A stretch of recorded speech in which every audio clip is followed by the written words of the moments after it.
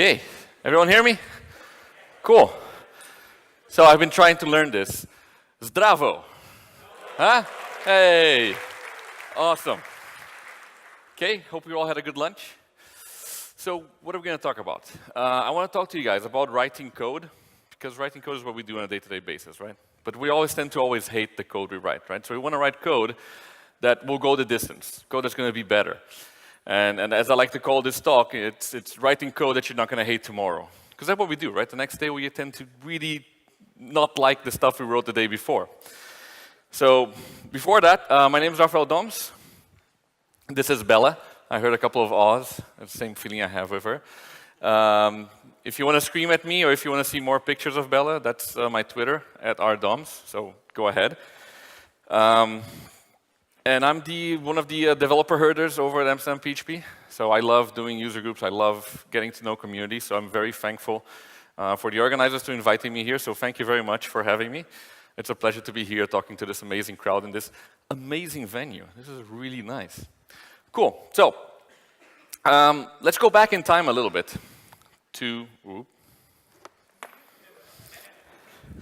let's go back to the beginning of the talk before I had my slides up. There we go. So let's back up a little bit.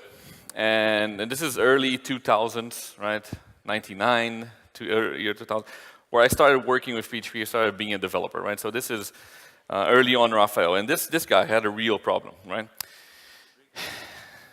Yes, well, Dunkin' Donuts was a problem, but this guy didn't write tests. He wrote his own framework, and he used it. He used singletons. You know, it happens, man.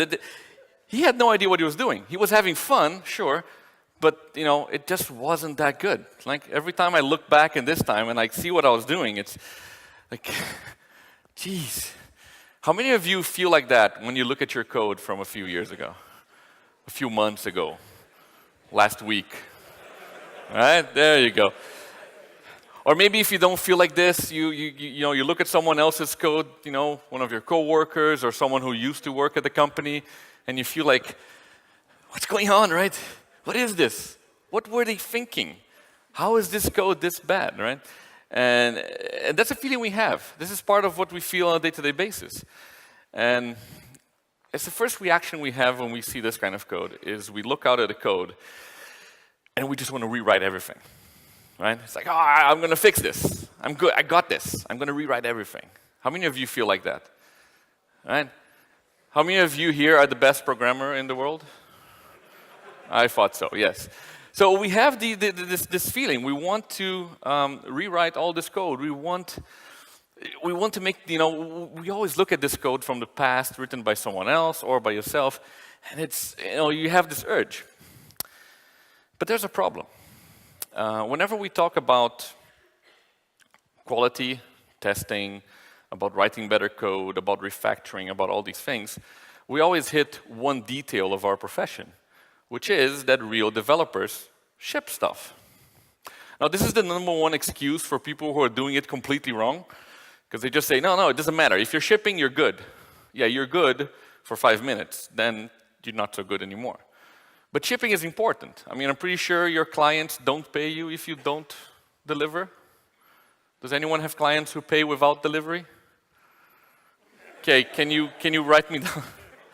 So, right, the clients want us to deliver, right? And we have to do that, but we also have to be aware of the quality of all the things we're delivering. Now, shipping is great, right? Don't get me wrong. But just shipping is not enough, and I'd like to tell you a story about that. So this is a bridge. It's the Tacoma Narrows Bridge in the US, and it basically was built to cover this gap that is the Tacoma Narrows River. It was built in 1940. Now, this is one of those classical examples of just shipping. Well, we need a bridge. Let's put a bridge here. So they went, found someone. Can you draw me a bridge? Yeah, I can draw a bridge. Bridge, and they built it. You know? Like we do with WordPress blogs. I need a blog. Template, blog, done. Right? So they did that. That's great. They shipped. Right? So according to half of the computer world, they did something great. They shipped. That's better than not shipping. Well, there's a small detail. So 4 months later, this bridge was now in operation, and the wind picked up. Think of this as your clients coming into the website, and all of a sudden, you have too many clients. I'm pretty sure bridges should not do that. Right? I did engineering in school, and they taught me bridges should not be this flexible, wobbling thing. Now, try to picture this as your application. Try to picture this as your website. I'm pretty sure you wouldn't want your website doing that, right? Especially when it gets to this point. Can you imagine all the servers going down? This is janking, screaming all over the place. Everything is red. Nagios is sending emails and SMSs to everyone. That's not good, right? And this was 4 months after the bridge was up. Well, thankfully, no one died, except a dog. A dog actually died when the bridge went down. So when you write bad code, you're killing puppies.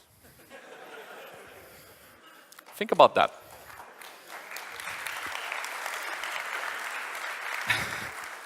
Cool, so well, that's great, right? I can stand all here and preach and say that we need to do great things and we can't settle for anything. But at the end of the day, we need to find balance, right? We need to be able to understand what we want to achieve, what we can achieve, and adjust that to the timelines that we have, to the deadlines, to the clients, to what we have to deliver. So how do we find that balance? So what I found along the time is I looked at code, and I tried to figure out, okay, what is it that makes code something that is so volatile, that changes so much, right? Why is it that we hate the code we wrote before? So the thing is, code has an expiration date. It's a perishable thing, right? Just like milk. If you leave it out too long, it goes bad. And that's not good. It's not bad, actually. This is actually pretty good. This is a good thing about code, because code is constantly evolving. This is why the code you wrote yesterday is bad. It's because code is evolving. Languages are evolving, right? You're getting new features. I mean, look at all the stuff that Sebastian shared about PHP 7. Everyone wants to get their hands on that, right? It's like, oh yeah, you know, return type hints and scalar type hints, all these cool things. You want to put that on code. And this is why you look at that old code and you say, hey, we can do this better because we have new features, we have new things, languages, code, everything. It all evolves. But at the end of the day, there's also something else. You, as a developer, also evolve because you learn something new every day.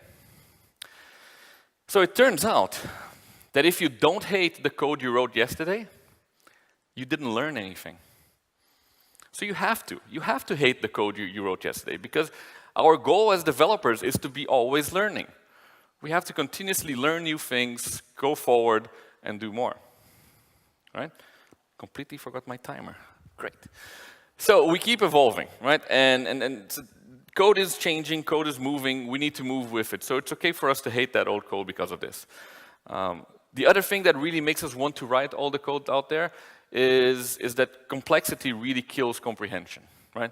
The more complex, the more convoluted code is, the more we get the feeling that we can't understand what the code is doing straight away. We get this feeling we need to rewrite it, we need to fix it, right? Like what Sebastian said, if it takes you more than 10 seconds to understand what one line does, you have to rewrite that line, right? And that's the same thing. The more complex your code is, the harder it is for someone who's looking at your code to actually say, well, you know, this is what it's doing, that's fine. And when they're doing maintenance, that's a very important thing to do. The other real problem with our code is bad design, right? Bad design is just something that creeps up on us. It's perfect. We're blocking Big Brother, right? So bad design is something that really creeps up on you because, you know, you have a deadline, you have to cut corners, you have to push for delivery. And, you know, we all know that happens. But do you have a plan to deal with that, right? It doesn't matter if you have to cut corners today, as long as you know that in a week, you have the time to go back in and refactor, right? Refactoring is part of developing code. The other problem we have is bad specs. Because all of you, how many of you work in like web agencies with clients? Cool. How many of you say you have clients, like actual clients who call you? There you go. So the one thing we know about clients, we have studied this profusely. Clients were put on earth to change their minds, right? That's what clients do. They say, well, we want this, and then a week later, well, not really that, kind of like more this way. And that's it. I mean, we have to deal with this. That's why we came up with Agile, right? We have to be able to constantly change to a shifting goal. Because not only does code evolve and what we know, but the problems that we're trying to solve, they also change every day, right? You're not solving a static problem. It's like the world is changing, the leadership is changing, everything is changing. So your clients are going to change along with that. And these bad specs are something that really affect us because we're trying to solve a problem, and at the end of the day, the problem is different. So how do you deal with that? And finally, the one other thing that really makes us hate the code that we wrote yesterday is NIH. Does anyone know what NIH is? There we go. So NIH is the German art of saying that anything they didn't create sucks. Where's Sebastian? Right, but that's essentially it. NIH is not invented here, right? It's what you say when you don't want to use someone else's code and you want to write your own. Is, well, I can do it better, right? And that's good. I mean, all developers need to have a little bit of self-confidence, but that doesn't mean you're better than everyone else. So you need to be able to work with greater communities. So, okay, so those are a few of the things I noticed that really make, working with old code, legacy code, troublesome. So brothers, I have come with a solution. I have the silver bullet that will solve all of your problems. Actually, I don't. There isn't. There is no silver bullet. It doesn't matter what you're doing. If someone tells you there's a silver bullet, there isn't. There is no one solution that will fit everything. It just doesn't happen. So that's it. That good talk, right? No. No, so how can we deal with this, right? If we're supposed to hate the code we wrote yesterday because we're evolving, if specs are always changing and design needs to evolve, how do we make it so that this is not a painful process? How do we improve code before it starts annoying us, right? And that's what we need to do. So the first thing, in order for you to improve code, is you need to make it testable. Well, sorry, you need to make it easy to comprehend. So this is what happens when you don't rehearse the night before. This is what happens. First thing you need to do is you need to make the code easy to comprehend. If the code is simple and I can look at the code and understand exactly what it's doing in less than 10 seconds, I understand what it is, I can do the maintenance that needs to be done, and I can move forward, right? If I don't understand that code, then you have the urge to rewrite it. The other thing we can do is we can make that code flexible. If the code is flexible, meaning it allows me to make changes to adapt to the new specs coming in from the client or the new changes to the problem or the new reality we're in, if that code allows me to do this without having to restructure the whole of it, then I'm not going to hate that code so much, right? Maintenance is part of what we do. Also, make it tested. Not just testable, test it. If it's testable, then test it. Now, some people say, well, you need to make code testable. Every piece of code you write is testable. Every piece of code. However, if it takes you, 5 days to test the code you wrote in an hour, we don't consider that testable. We consider that, oh my God, what are you doing? Right? So testable code is code that doesn't resist you to write tests. It should be simple. Writing a test should be quicker than what you're doing. It's just guaranteeing everything is working, right? So make code that's simple and allows you to be able to test it. The other thing is make that code easy to refactor. Right? Refactoring code is a big part of what we do on a day-to-day basis. Refactoring is part of your development process. It's not you fixing something. It's not, well, we did everything wrong, now we have to redo it. Refactoring is actually part of doing it right. Now, at least to me, there's a belief. People tend to say, well, I'm a great developer. I do everything perfect the first time. No. If someone comes up here and says they do everything perfectly the first time, be very skeptical. We don't do that the first time because we don't have all the context, right? As we try to solve a problem, we learn more and more about it. And refactoring is how we do that, right? We come in, we solve the problem. Is it solved? Okay, good. Now, how can I make this code better? How can I take this code one step? Can I make it perform better? Can I make it, easier to test? Can I make it easier to understand? And that's like actually the process that I do. I will write the code the first time, just make sure it does whatever it needs to do.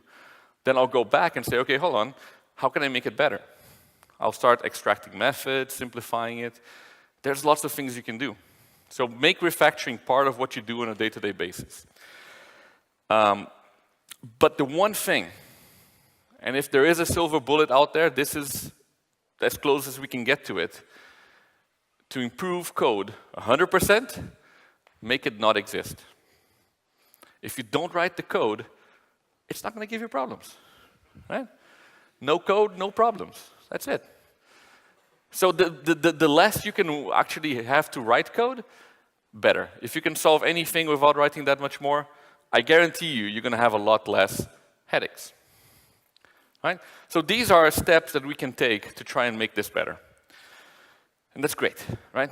Coming out here, telling you a bunch of theory. So let me dive a bit more into a couple of things that can help you. Obviously, testing, that's a given, right? Does anyone not agree on testing here? Right? We have done this so many times that it's kind of like become part of what we're doing, hopefully. So you should be testing your code.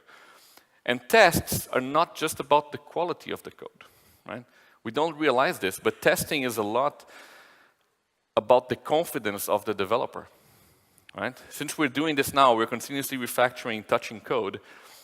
The test suite is there to give me the confidence that the change I made is not going to destroy something in production later on.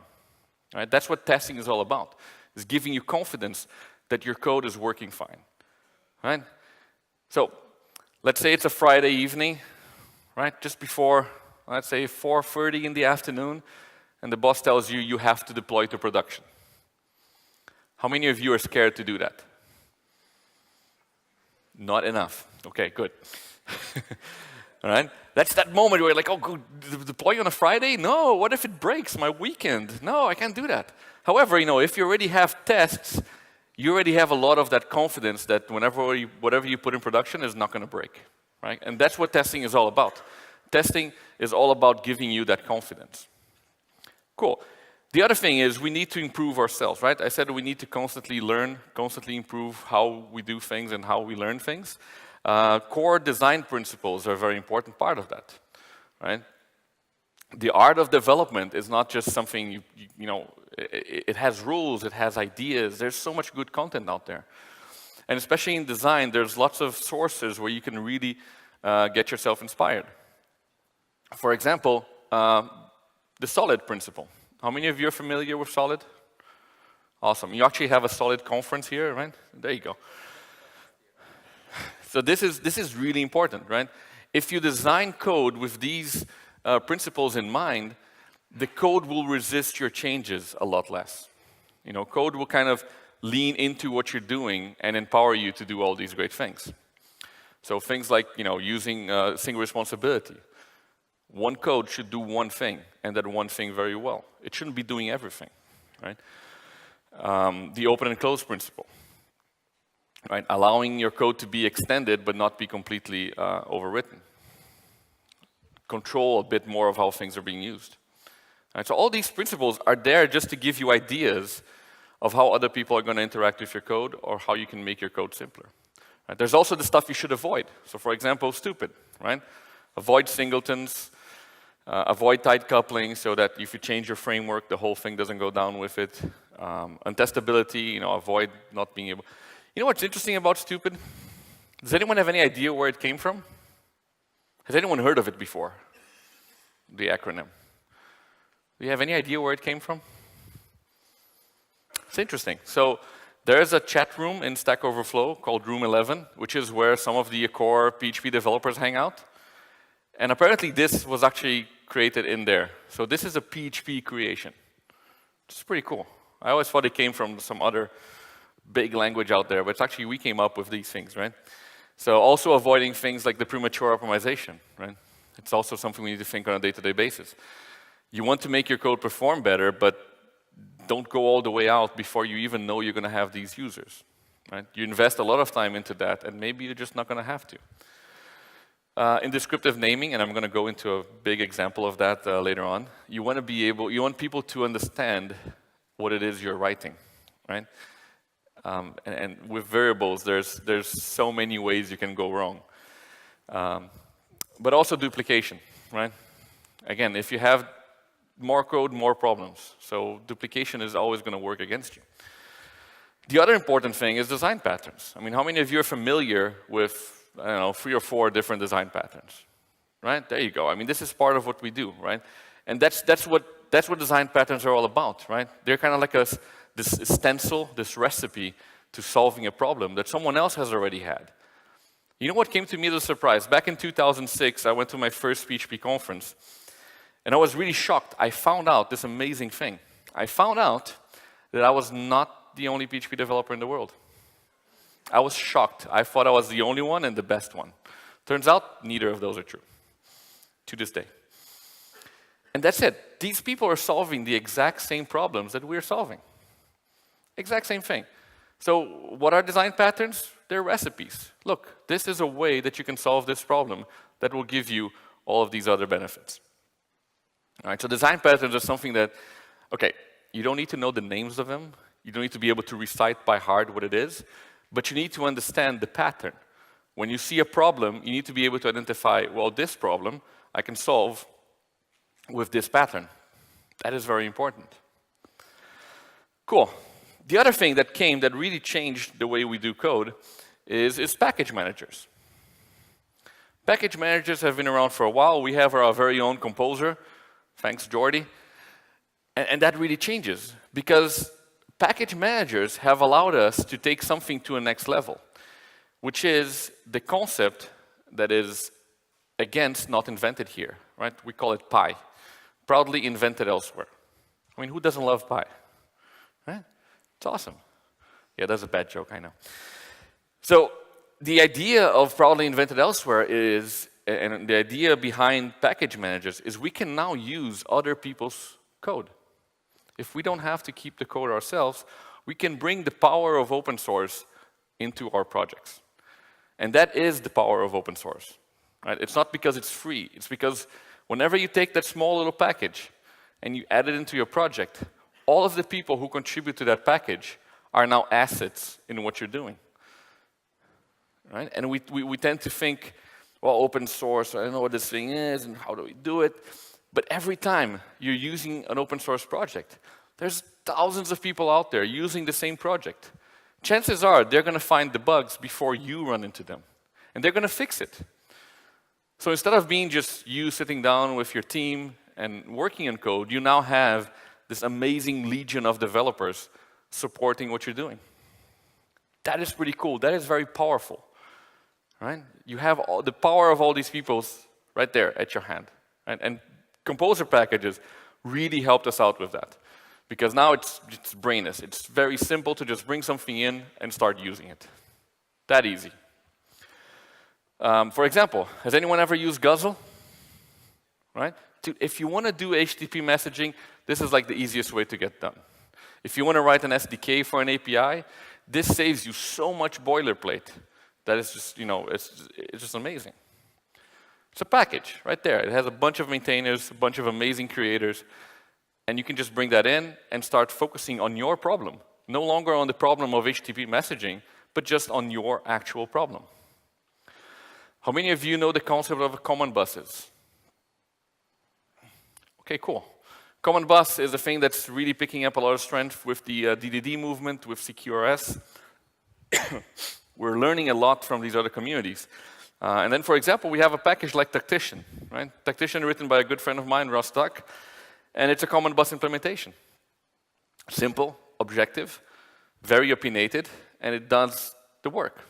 Instead of having to worry about how am I going to implement this, how am I going to have to do all these things, I just drop it in, read the manual, which is pretty good, and start doing it.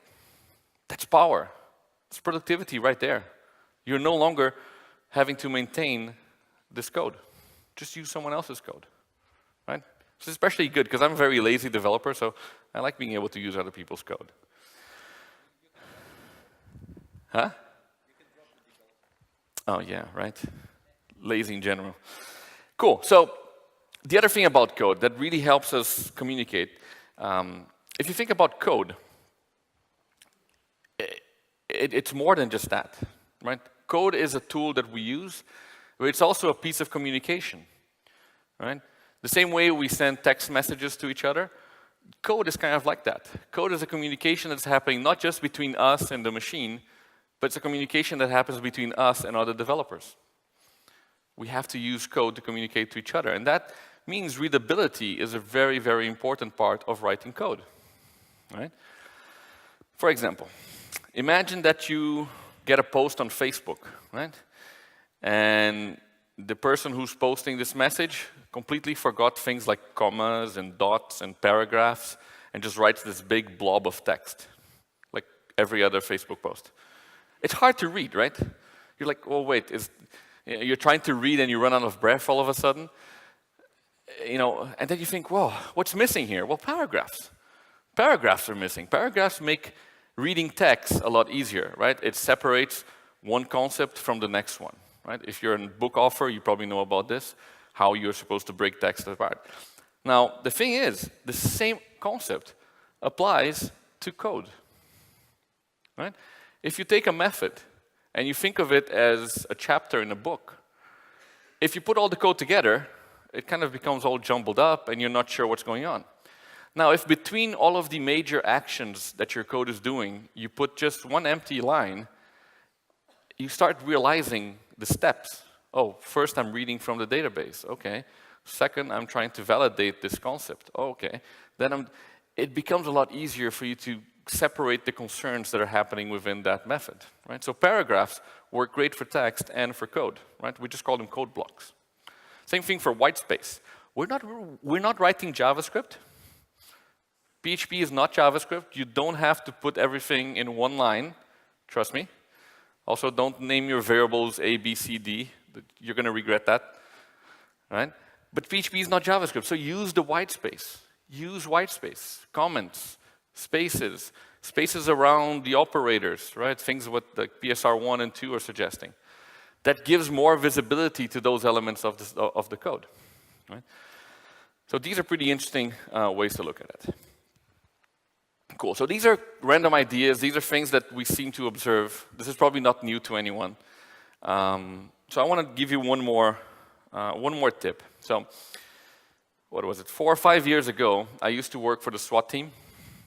Not that SWAT team, this SWAT team. And we were a research and development team for MIH, which is a big company in South Africa. And this was pretty cool because as a research and development team, we had all the time in the world to think about code, to be academics, right? To really think about the theory and not just the practice. We had no deadlines. It was amazing, right? We also didn't make any money, which in the long run was not probably a good idea. But we had all this time to think about this, right? You might not recognize him with the helmet, but this is Guilherme Blanco from Doctrine. Insane, amazing. Really smart guy. And the other guy here is Otávio, who is an insane architect from Brazil as well. So we used to work together, and this was amazing. I learned so much from these people that it was really an experience. You know, when you say you're supposed to find people who are smarter than you to work with, you know, this is what was happening here. I learned so much.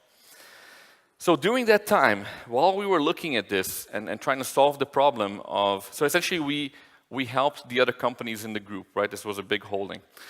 And we had to face problems like the code written by the junior developers and the problems that the senior developers were having. And we're trying to try and figure out how to make people not hate each other's code, right? We're trying to solve exactly the problem that I've been putting to you here. And Otávio once was looking around, and he came around the concept of object calisthenics. And this changed a lot of how I do things nowadays. So calisthenics, the word, it basically describes small exercises that you repeat in order to achieve a larger goal. So for example, you go to the gym, you lift weights, until you get fit, right? So these small exercises are called calisthenics. That's pretty much what this is. These are small exercises that you repeat on a day-to-day basis that will help you grow the awareness of code. So this is very important because there's a few ways to look at this, right? So we found this. This was written by Jeff Bay. It was created for Java. A great book called the ThoughtWorks Anthology. I have a link to it in the slides. Amazing book. So the idea is it's a set of 9 rules, 10 if you count our rules we added, that essentially give you things to look out for. Now, the thing is, these are not rules. This is not like a coding standard, right? It's not like, oh, if the code is doing this, then it's wrong, right? These are ideas, concepts that are going to make you aware of something bigger. So it's very important to me that this is about the perception you have of your code and not actually the rules themselves, right? These rules are not set in stone. I don't want you to put this on Jenkins and make Jenkins scream every time you have a problem. I want you to internalize these rules as exercises, right? Keep aware of these things because what you're going to realize is your perception is going to grow. Cool, so I'm going to go over the 10 rules. Please refrain from screaming and tossing things at me. Just saying because it happened once, so I got to be careful. So rule number 1, only have one level of indentation per method. Chuckles, I hear chuckles. Do you think that's impossible?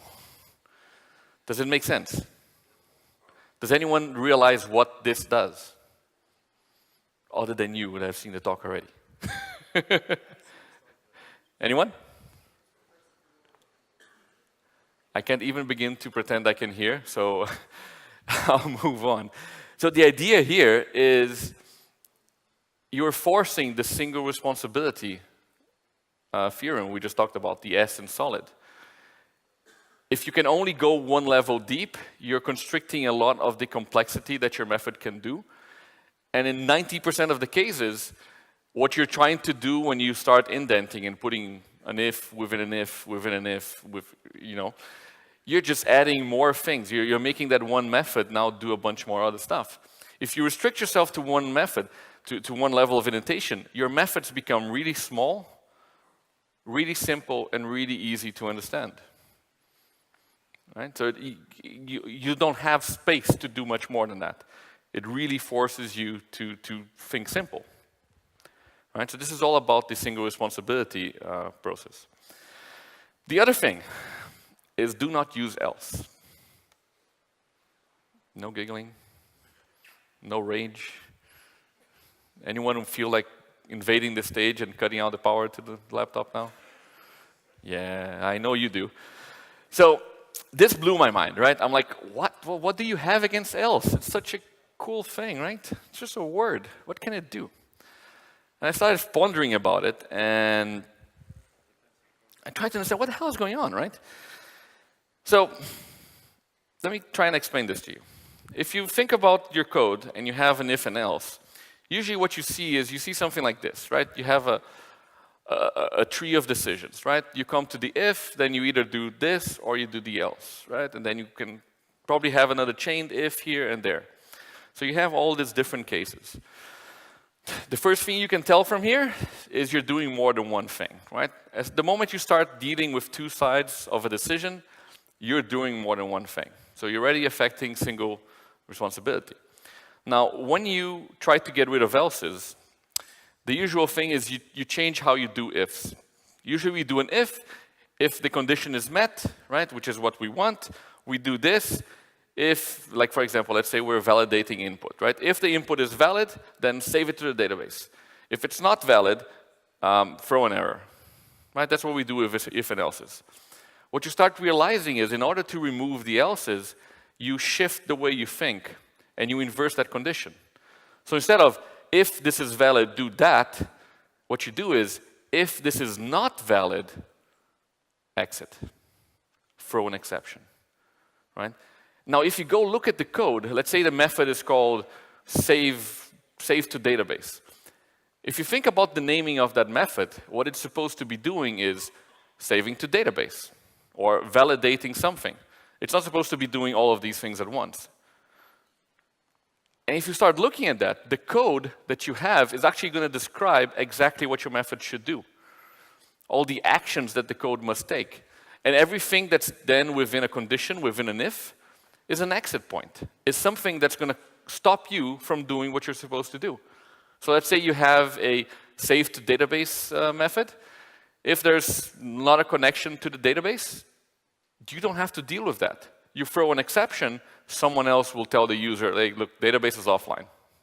Right? You start defining the breakpoints of your method. From this point on, I can handle this, pass it on. Usually if you do ifs and else's, you start really getting deep into doing both of them. And your method starts getting more complicated. Now, this is a bit hard. It's not making sense in some of your heads, right? You're like, no, that just doesn't make sense. I said the same thing. So the day Otavio brought this in and me and Guilherme looked at it, I was like, no, that makes no sense. But we decided that as an exercise, we would stick to it for a week or so. I have not written an else in 5 years.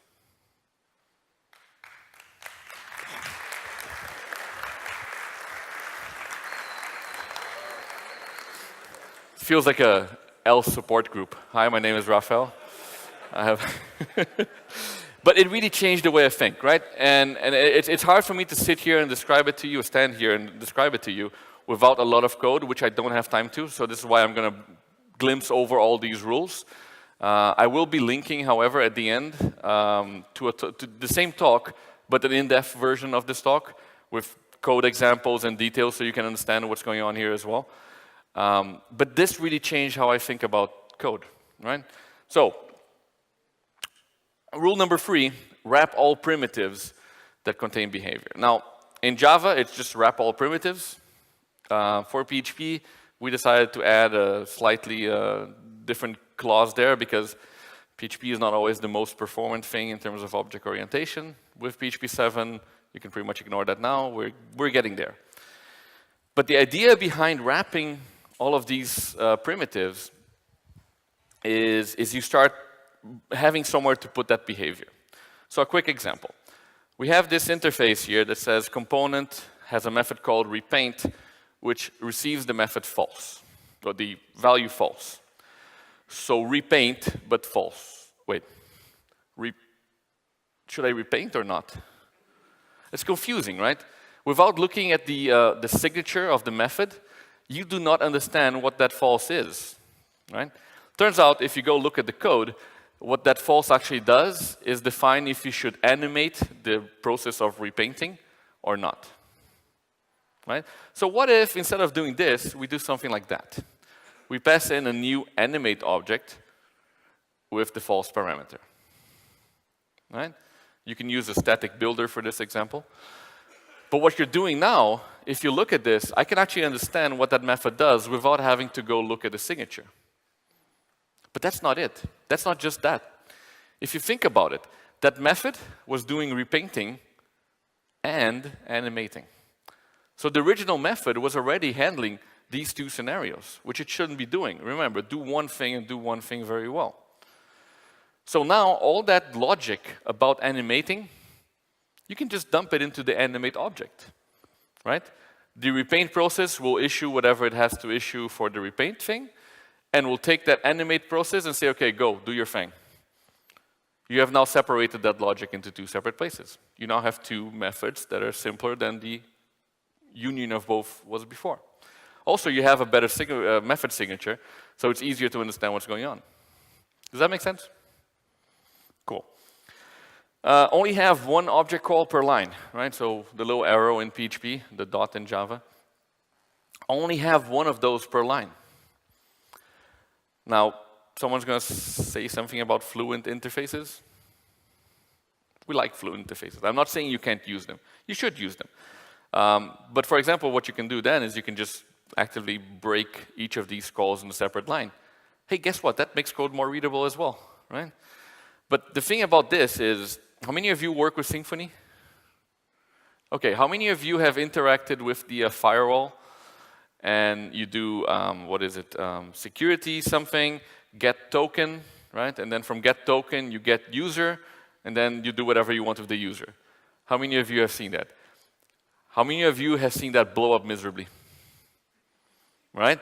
If you don't have a firewall context, get token returns null, and get user on null is a beautiful fatal error, right? Because you're chaining, you're breaking Demeter's law, right? You're starting to look into things that you shouldn't be. You're implying a lot about the results. So don't chain methods like this. There's better ways of writing this. Cool. Number 5, do not abbreviate. How many of you feel really smart when you abbreviate the name of a variable? Like, oh, instead of writing 50 characters, I can write this great acronym. Does that feel good, right? It's like, I saved a bunch of letters. And then the next day you look at it, it's like, I have no idea what this means. Look, I'm getting old. My memory is not what it was. I don't think it actually ever was good. But I don't remember these things, right? So for example, I asked someone for a code, and he gave me this. Now, New York is a great place, but it probably has nothing to do with this.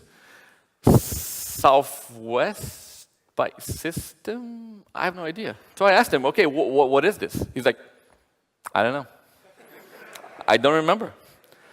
Right? Now, I'm pretty sure when he wrote this, he felt like really good about it, because all of these things make sense. S and N and all these X's and Y's. While we can probably figure it out, it's something about handling images, we can probably figure out what it is, it's going to take us a long time, right? You know, he just said, if it takes more than 10 seconds, delete the line, well, can we just delete the whole screen, right? It's going to take way more than that. And that's because we're losing that context. We're not in that person's head, and you're not going to be in your head a day later. So you want to make sure your variables actually convey a lot of information. And this is not just about making sure that you're not abbreviating. It's also about making sure you're using like lots of words. Like Donald Trump says, I have lots of words, really good words, right? I just can't say words without that anymore. It's like such hilarious. But the thing is, for example, if you have a method, let's say I give you an object, and that object has a method called getPage. Do you think that is a quick method? Does it perform well? Is it going to be heavy in terms of resources? Right? It sounds like a getter, right? And a getter is just reading a property of a method, right? Is it safe to assume that? Makes sense, right? What if I tell you that getPage is actually downloading a page via curl from another web server? Right? So, I mean, it's a getter. I can call it 5 times, right? And then you call it 5 times and you realize that every time you call it, it's making a curl request. That's not going to go well, right? That you're now really slowing down your processing. So if instead of calling it getPage, I called it download page or fetch page, you would think twice before using it. You would look like, whoa, this is not a getter. I should go figure out what it's doing. Even better if you put comments in it, right? So naming things with words that imply more than just get is really good. I mean, if it's a getter, by all means, use get. If there's behavior attached to this, make sure that behavior comes out in the methods, right? Cool. Rule number 6. Keep your classes small, right? 10 methods per class. This goes along with everything else. You know, keep the methods small. Keep everything small and single-purposed, right? There's not much to say here. Number 7 is limit the amount of instance variables you have. So an instance variable, if you do dependency injection, right? An instance variable is a property in your object that stores another instance of another object, right? So let's say you have a user service, and you have the database entity, the database manager, you have all of these other things attached there. These are instance variables. So the original rule actually says limit it to 2, right? We gave it 5 because we're nice and lenient. But I say stick to 2. And the problem with that is, Have you ever tried to test a method or like a class that has all of these dependencies? How many mocks did you write? How long did that take? Was that a good experience? Right? Whenever you're testing something, if it has 15 dependencies, you now have to write 15 mocks. That's not testable. That's just painful. Right? So if you keep these classes small, you can use different paradigms. Right? You can use things like, for example, if you have a user service, instead of having the user service call the avatar cropper service, you throw an event. Let the avatar cropper listen to that. Put events in a queue. You can start removing all of these dependencies from that object and use different constructs to be able to get the same results. Make sure that object only has to deal with one or two different things. Cool. Rule number 8, use first-class collections. Now, there's a great book out there by Adam Waffen. I haven't seen it, but they tell me it has exactly this kind of content. The idea behind having collections is, well, one, you have the behavior of collections, which is great. Right? You don't have to worry about iterating and mapping and doing all these things. But it also gives you a lot more power in just dealing with resources. It doesn't matter to me if you have a collection of apples or a collection of oranges, right? If you have a collection, you can have both. If each item is a class, then I can figure out, oh, well, this is an apple, do this is an orange, do that. So working with collections, I do recommend that book.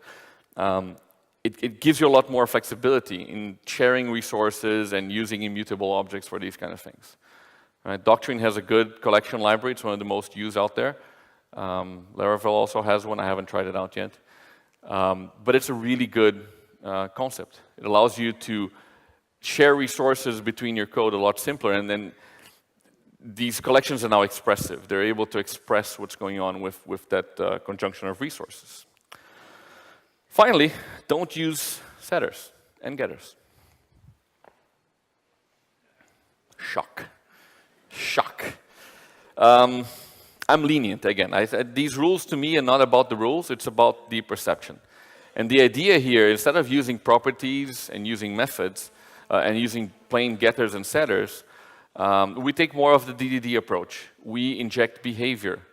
We describe intent. So instead of saying get page, download page, fetch page, you're adding a lot more, you're describing the intent of the code instead of just, asking it to read a property, right? So this is a little bit harder to comprehend, and I would probably need another 20 minutes to be able to really explain the concept of how to get here. But that's it, right? You're trying to make sure your code expresses what it's doing and not just, a drone reading on and on. So these are the original 9 rules. We added one more because there's something that really bothers me out there. And rule number 10 is document your code. Now, this is not going into an if and saying, here we're going to decide between A or B. Yeah, that's what if means. We don't have to describe that in a comment, right? It's English. If something, something. Oh, there we go. But for example, if we had the get page method, we call it download. If we're now explaining, look, this method will consume an external service, blah, blah, blah. If we describe that in documentation, chances are whoever is using the code can actually reference that and figure out, oh, maybe I should not call this 5 times and just call it once, because this is going to have a big weight on my system. Right? So documenting means making sure all of the important aspects that were in your head while you were writing that code have gone on.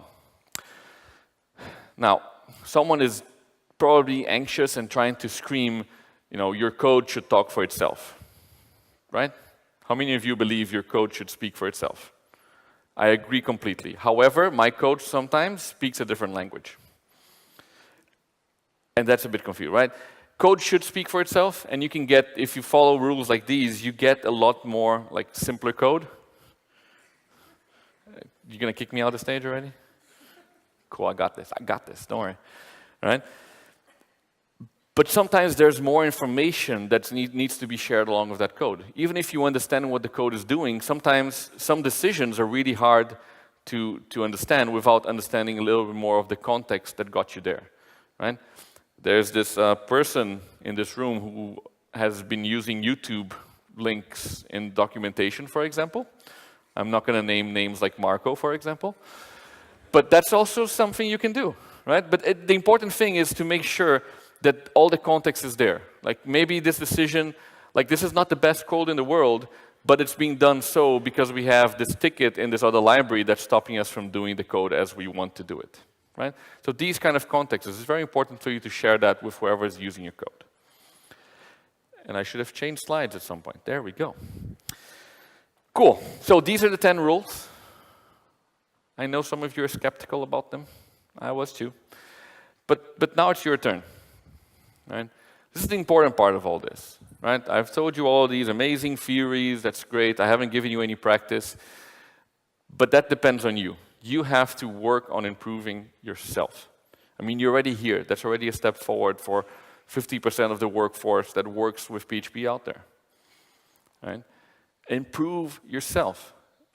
This is very important. Make sure you're reaching out and doing whatever you can to learn more and more things. Going to conferences, going to the user group, open source projects, chatting to other people, right? Reading lots of code. The only way that you're going to be able to tell bad code apart from good code is if you see code. If all you see in your life is bad code, then you probably think that code is good. Now, if you have seen good code, you have something to compare with. So it's very important that you read lots of it. It's also very important that you write lots of it, right? I say, hey, don't create your own frameworks, right? And I think you should not use them. But if you're learning, creating your own framework is a great way to understand all the problems that all these people had in the past. How many people here have tried to write an ORM? Right. How many of you had a good experience, other than Marco, who likes to suffer? Right? It's hard, right? It brings all these insane challenges that we have no clue. Now, of all the other people who never wrote an ORM, how many of you complain about doctrine every day? Thought so, right? If you try to write your own ORM, you might actually start realizing why some of the decisions in doctrine were made, because you start seeing the challenges. Some of it was just Marco going nuts, but the other stuff, you can start, understanding that. Try object calisthenics for 1 month. Just 1 month. Just give me 1 month. Do it in your free time if you can't do it for the office. But just try to spend 1 month following all these rules all the time. You can skip number 9 in some cases. I'll give you that. But remember, it's not about the rules. It's about the concepts that are going to come from your head afterwards. Once you realize that you need to add a new level of indentation, what you're actually, that is not the problem. If you start looking at it, you're going to realize that the problem is elsewhere in your code. Somewhere else you're thinking, well, I could have done this simpler, and then this object doesn't have to do all that. So try this for 1 month. More than that, use someone else's code. Composer is out there. If you don't know how to use Composer, apparently I'm going to try and teach you tomorrow. So join that talk as well.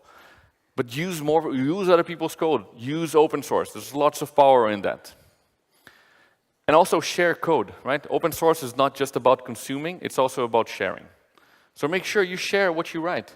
I'm pretty sure tools that you write in your day-to-day that you think no one else can benefit from, someone will benefit from them, right? That's how we got open call for papers. That's how we got PHP unit. Just share. All of a sudden, you're going to realize more people have the same problem that you have on a day-to-day basis. Thank you.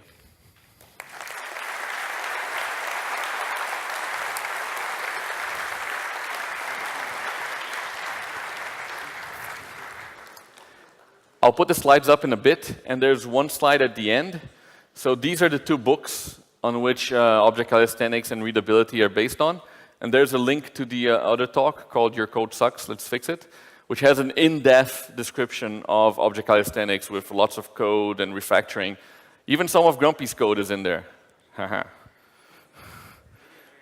questions? Nobody? There's one in the middle, one in the back.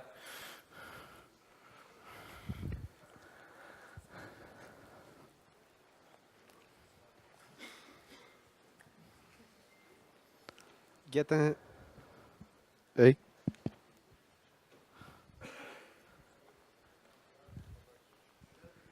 Try now. Yes. How do you replace them in terms of entities? How do you mingle doctrines with objects that should not use getters? Okay, good question. So the question was getters and setters in case of entities, for example, doctrine entities. How do you get rid of them?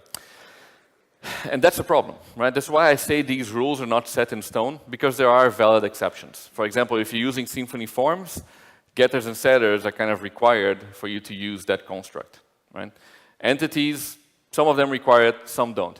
Where you can, replace it with behavior. But if you're depending on hydrators that have to use getters and setters, you really don't have a choice.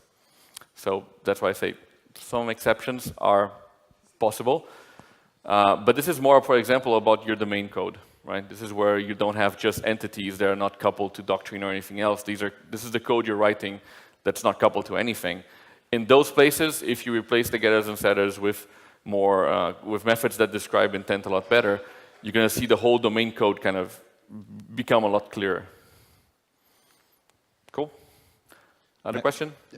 So, appreciate the talk. I really enjoyed it. Thank you. I actually came across it before, and my question is, did you have any success of getting these rules across a bigger team, like 30, 40 people? Yeah. Because I'm trying to preach this like on a daily basis, but to no avail up to now. So. Okay. So I have lots of experience implementing it in smaller teams. I have also really good experience using this as an onboarding tool. So new developers coming into the team, the first thing we shared with them is this, because the thing with bigger teams and the thing with teams in object calisthenics is it's not about the rules, it's about the values, right?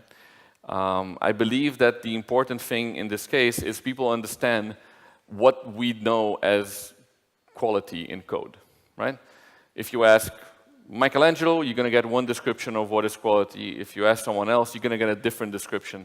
But if you ask everyone in one team, they should all understand that the concept of quality is ABC, right? And object calisthenics helps mold and create that concept. So the best way to do this within a big team that I have found so far is through code review, right? The process of having one person review someone else's code and that person also be reviewed by other people, it allows you to share the core values of the team a lot easier without, bringing down the hammer of your code shall not be committed, right? It allows people to become aware of the values, of the different values that the teams has as to, okay, how should I write code? How do I make sure this code is simple? What does that mean to our team? I have not had a chance to try it with a big team as 30, 40 people. But in general, this is how I got there, right? Teams of 10, 15 people, we managed to get there through code reviews, making sure everyone understood why and not just, it's not like just do this. It's more like this is why you should do it. And this is why I say try it for 1 month without breaking the rules as much as possible, but like actually trying to do it. Because after 1 month, you start realizing that your perception of the general code gets a lot better. So instead of realizing that, oh, if I'm trying to use an else here, I probably have a problem somewhere else in my hierarchy of classes, in my domain model, that is forcing me to do that. So it usually means you have to go to another method, another object, and refactor it there, and then you realize, oh, that's it, right? So it's about this general idea, this general perception of architecture. That's, to me, the result, which is why I say, don't put this on Jenkins, because there are clear exceptions where it doesn't make sense. But bring that perception into, open yourself up to that perception. And we're out of time. Thank you.